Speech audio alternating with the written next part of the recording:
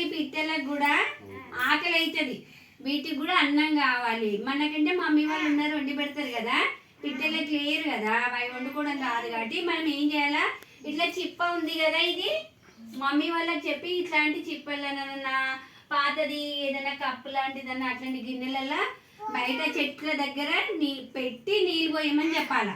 అవి పాపం దూప ఎండ బాగా ఎండ కొడుతుంది కదా, వాటికి దాహం అయితే మనం ఇంట్లో దూప అయితే వాటర్ బాటిల్ తాగుతాం కదా, వాటికి ఏమో మనం అందులో చిప్పల్లో పోస్తే అవి వచ్చి తాగుతాయి.